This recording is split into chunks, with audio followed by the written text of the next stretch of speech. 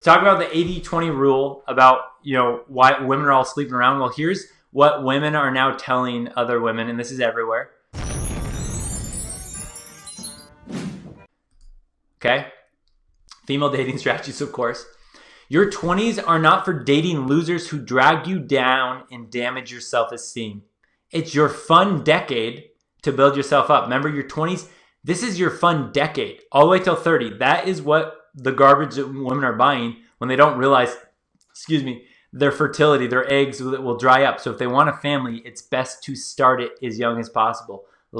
Definitely young 20s, not waiting until you're 30.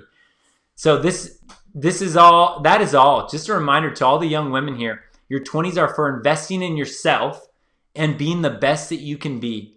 They are also about learning how to attract and date high-value men. What is that code for? Writing the CC. Experience all the men. Now again, when we know about hypergamy, that if she attains one thing, she's going to want to keep going for the next. So again, we have all these women that instead of investing in a family, and again, if there are some women that don't want a family, and that's totally fine. But that's small. A lot of women, I think, are brainwashed into thinking, no, that's not what I want. I don't want a family, all that stuff. When a lot of women realize when they're older, yeah, I want a family. I'm not going to say every woman does, because there are some women that are happy with their decision, but it's very few and far between. It's not the time to spend 8 years in a relationship with someone who puts you down because he's intimidated by you, a strong woman, and wants to keep you low. Go forth and level up. The comments on this one we're discussing as well about how all men are like, they can't handle strong women. They just want to degrade you and put your self-esteem down and all that stuff. It's like, nah, they just have no idea. But again, this is the stuff that women are brought up with too, that goes, why would a guy, and I saw someone else put up in here about alpha seeds and beta needs. And that is something that women have been able to capitalize on for a long time. What they want to do in their 20s is sleep with the most alpha guys, experience all that stuff, thinking, I'm going to get it out now so then I can settle down for the beta provider, the nice guy, safe guy later, to get all my resources met and all that stuff. But they don't understand that their own hypergamy makes this a disaster for them and the guy that the beta provider that they would end up with. Because the women that taste everything in their 20s, it's like if you were to wanting to drink alcohol every single day.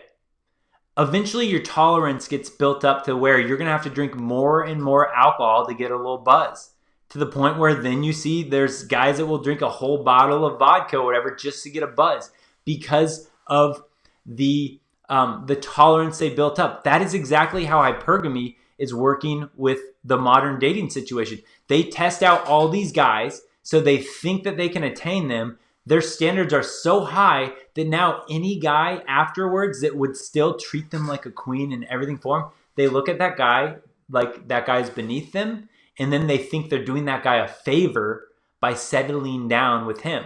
And then later they get a divorce. They take this guy to the corrupt courts. That guy gets screwed over, and they wonder why men are walking away. Because their game plan is literally to set their standards so high that no man can live up to them. And then the corrupt court system are going to eat that guy alive, not her, later. And a lot of guys don't realize, a lot of times you as the man have to pay for her attorney, for her lawyer. So she can argue as much as she wants because you're paying for all that stuff.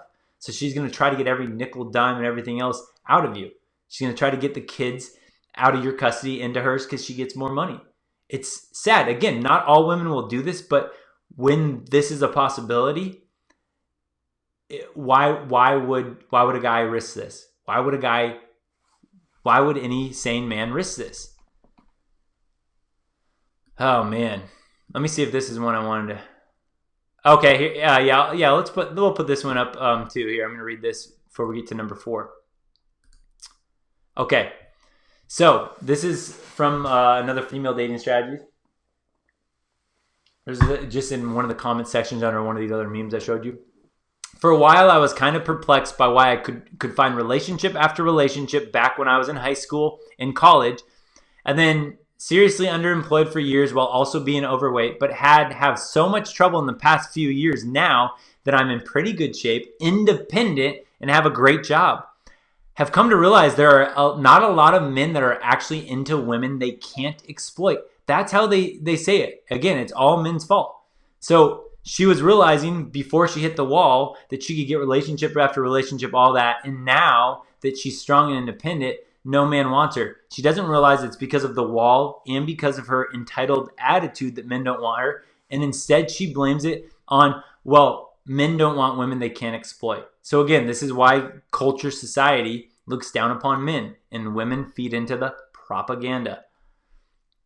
Look at this one. Every man says they want a strong, independent woman. No, they don't. This is the propaganda you hear. This is what women believe because they hear this over and over again, and they are suckers for propaganda.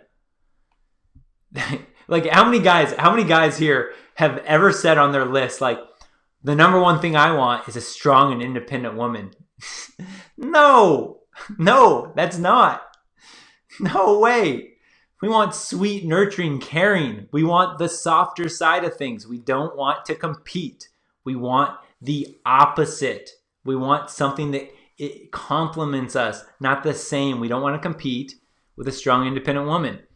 But as soon as they have it, they feel emasculated and like she doesn't need him. No, she doesn't need you to survive. She's been kicking AOR on her own, but she wants you as a partner, not a sugar daddy. I used to not to tell men I own my own house. Every time I have, they get insecure, like they are behind or whatever word they want to use to describe their situation. But now I don't care. I want someone who is proud of the things I've accomplished by myself, not some jealous, insecure child. Again, what women don't understand is women are attracted to men with status and achievements and all of that resources. So women think that men are attracted to that too. They just have no clue that I just don't care about an achievement a woman has. I just don't care. I want her to be sweet, caring, loving, nurturing. I don't care if she has a master's degree. I don't care how much she makes at her job. I think a lot of men are that way. Wake up, women. Or don't. We don't care anymore. But whatever. However, I very much feel that the more I level up my life, I'm in school and working 2 jobs and nearly debt-free, the less appealing I'm going to be to men, and the shallower the dating pool is going to become. She understands a little bit that, yeah, her own hypergamy, the more that she levels up, she's going to expect more in a man. If a girl has a college degree, she's going to want a guy with a college degree or above or better. A girl has one nice paying job, she's going to want a guy that has a higher paying job. So again, the more women achieve, the less their pool is. But then the men at the highest that they want, those men don't need another provider in the relationship. Those men don't need another breadwinner. Those men need somebody that can take care of the social aspect of things. They want someone that could raise a family.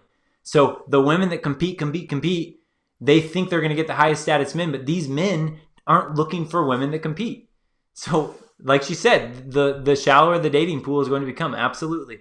Sleeping around and then achieving all these things, it just becomes more shallow because of her own hypergamy. But yet, she'll blame it on men.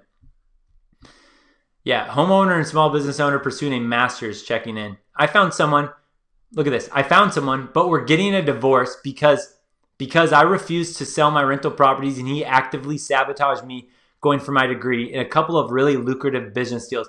I'm sure that's what happened. I'm sure they're getting a divorce because she refused to sell her rental properties and she wanted some really lucrative business deals. And he's like, no, you can't do that. We don't want more money coming in. I'm sure that's the reason that they got the divorce. Again, it's all going to be pinned on the man. Said he liked it best when I was dependent on him. Yep, provider. It's just the instinct that we have. Women want one thing. Us men, we understand that. We respect that. Fine. But now women want to play both ends. They want to tell men what they need to look for in women too. Sorry, honey, but I don't want to be dependable. Or I want to be dependable, not dependent. Oh, classic. Don't forget, subscribe, like, comment, share the video, but definitely subscribe.